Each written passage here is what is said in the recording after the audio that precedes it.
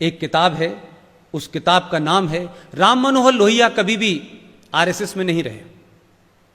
उनकी किताब है, महंगी किताब है, guilty man of India's partition by Ram Manohar Lohia.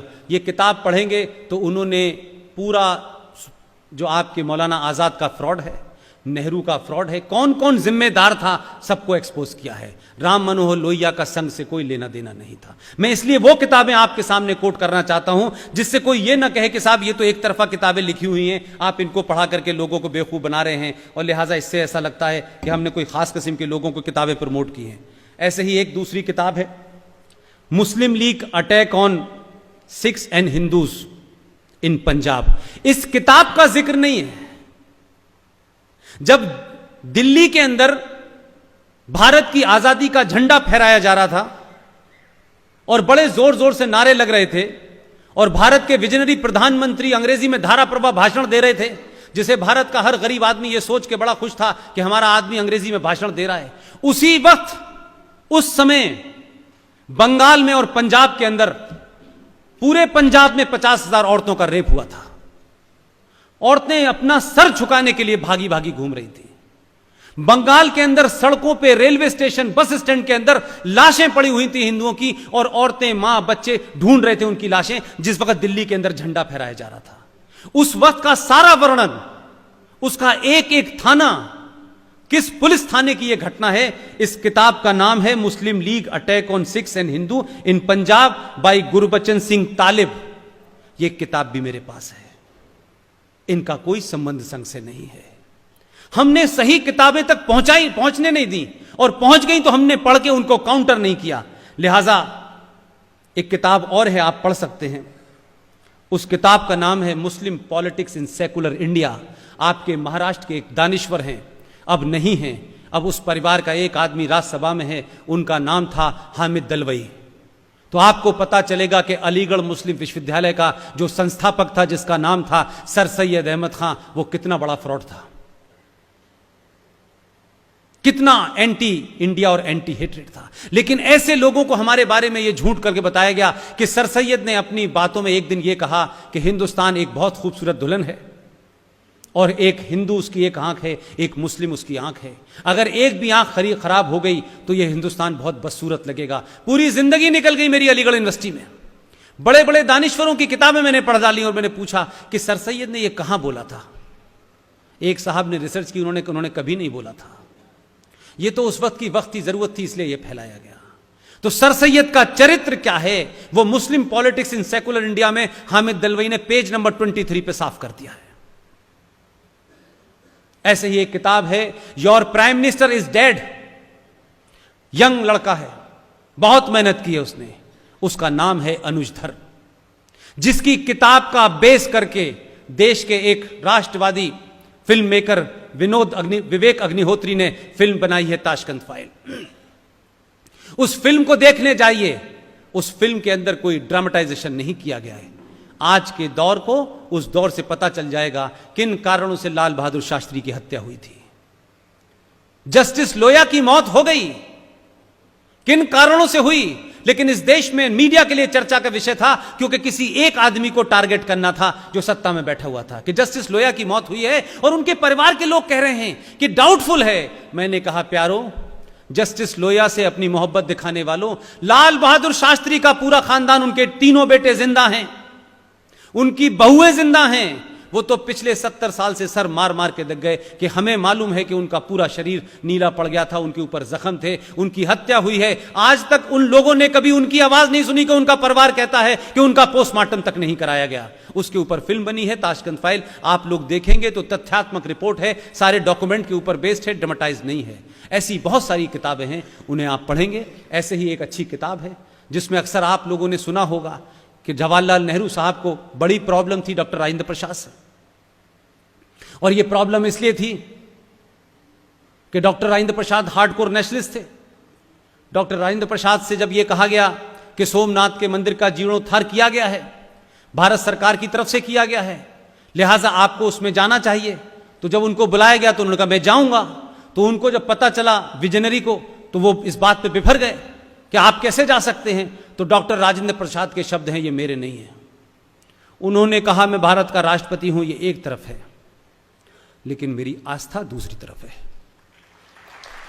मैं जाऊंगा, राष्ट्रपति के प्रोटोकॉल में नहीं जाऊंगा तो मैं राजेंद्र प्रसाद के प्रोटोकॉल में तो जा सकता हूं। वो गए, उनके जाने से विजनरी प्रधानमंत्री को इतनी तकलीफ हुई कि उस दिन के बाद से डॉक्टर राजेंद्र प्रसाद के विदेशी दौरों को खत्म कर दिया गया। डॉक्टर राजेंद्र प्रसाद की एक तरीके से इनडायरेक्टली हत्या कर दी गई। डॉक्टर राजेंद्र प्रसाद 4 दिन के लिए बीमार हुए, 4 दिन के लिए बीमार हुए। उन्हीं विजनरी प्रधानमंत्री ने लाल बहादुर शास्त्री को बुला करके कहा कि मुझे लगता है कि वो अब बचेंगे नहीं, उनकी तबीयत खराब है, आप उनके लिए दिल्ली में उपयुक्त स्थान ढूंढने के कहा उनकी अंत्येष्टि होगी। लाल बहादुर शास्त्री दिल्ली का दौरा करने के बाद आए, उन्होंने कहा साहब विजय घाट ऐसा लगता है कि वहां उनकी अंत्येष्टि होगी। जब तक ये सब बात होती वो बेचारे ठीक हो गए, वो वापस आ गए। इस घटना के मर्म में जाइए। उनको अस्थमा की बीमारी थी। वो जब रिटायर हो गए तो आज जो बिहार में कांग्रेस का ऑफिस है, जिसे सदाकत आश्रम कहते हैं, उसमें उस जमाने सीलन हुआ करती थी। उसके एक कमरे में डॉक्टर्स को हिदायत थी दवा नहीं देनी है। इतनी नाराजगी, इतना ओछापन, और उसी दमे की बीमारी में उनकी मौत हो गई। और जब उनकी मौत हो गई तो डॉक्टर राधाकृष्णन से कहा कि आप उनके जनाजे में नहीं जाएंगे। आप ये देखिए कि उस वक्त भी लोग मौजूद थे, ऐसा नहीं था कि लोग नहीं थे, लेकिन कितनी ताकत के साथ उनको आपने रोकने की कोशिश की। डॉक्टर राधाकृष्णन ने कहा यह नहीं हो सकता, I am not going to accept. वो भी गए उनके जनाजे में। इस पूरी घटना का जिक्र अगर आपको पढ़ना है तो 1969 में एक किताब लिखी गई है। जिन्होंने कांग्रेस के 50 साल का पूरा दौर कवर किया है, उनके परिवार के लोग जीवित हैं। मेरी सिर्फ इस किताब के ढूंढी और कैसे मिली, यह सिर्फ एक लाइन की कहानी है। मैं जर्नलिस्ट रहते हुए प्रेस क्लब ऑफ इंडिया में 4 बार सीईओ के पद पे इलेक्ट हुआ। जो पत्रकार शाम के 7 बजे पीते हैं, उसका शौक मुझे था नहीं। मेरे पास बड़ा ऐसी उल्टे सीधे काम करने का शौक रहता था। मैंने कबाड़े में से कुछ किताबें निकाली तो मुझे पता चला कि प्रेस क्लब जो 1957 में बना है, उसके फाउंडर का नाम है दुर्गा दास। ये दुर्गा दास हिंदुस्तान टाइम्स के एग्जीक्यूटिव एडिटर हुआ करते थे। उन्हीं का बेटा बाद में दार्जिलिंग से मेंबर ऑफ पार्लियामेंट बना, जिसका नाम इंद्रजीत था, जिनकी बेटी सबीना इंद्रजीत आज भी जीवित है, टाइम्स ऑफ इंडिया में नौकरी करती थी, आजकल फ्रीलांस करती है। उस दुर्गा दास ने, मैंने तो इस बहाने निकाला कि वो प्रेस क्लब के फाउंडर प्रेसिडेंट थे। मैं जब पढ़ते पढ़ते आगे आया तब मुझे पता चला कि इन्होंने तो बड़ी जबरदस्त किताब 1969 में लिखी है। उस किताब का नाम है India from Curzon to Nehru and after by Durga Das, published in 1969। उसके 353 नंबर पेज पे चैप्टर नंबर 13 पे पूरा ये घटना लिखा हुआ है। ये वो हार्डकोर कांग्रेसी थे, हार्डकोर नेहरू जी के खास थे, लेकिन सच लिखने की उसमें हिम्मत थी। उस किताब के बारे में भी आपसे कोई सवाल नहीं करेगा। उस किताब मार्केट में अवेलेबल है, 500 कुछ रुपए की है, पढ़ लें उस किताब को। एक आखिरी किताब और आपको बताना चाहता हूं। उस किताब का नाम है the viral version of history. 1947 Kashmir के ऊपर लिखी गई किताब है।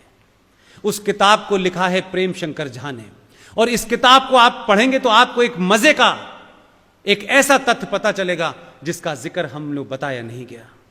आप सबको याद होगा कश्मीर को लेकर के नेहरू जी की अलग राय थी और सरदार पटेल की अलग राय थी।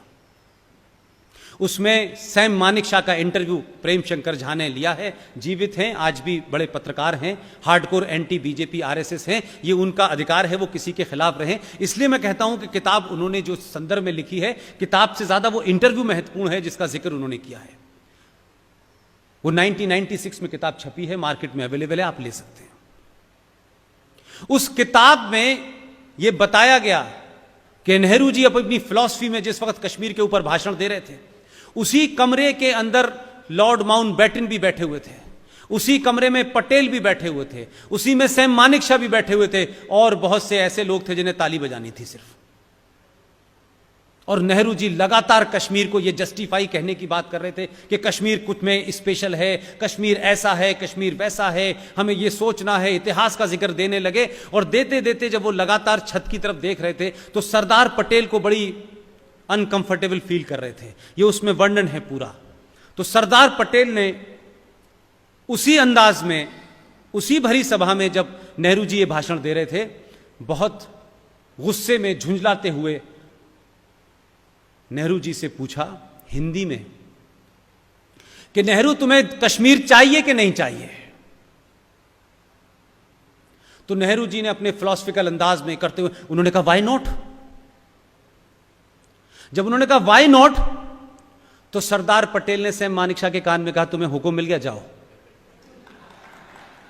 यह सैम मानेकशॉ ने पूरा वर्णन किया है। और बाद में सरदार पटेल के बारे में उन्होंने कहा कि मैंने सरदार से पूछा कि आपने हिंदी में क्यों पूछा? बोले अंग्रेजी में पूछता तो माउंटबेटन को पता चल जाता।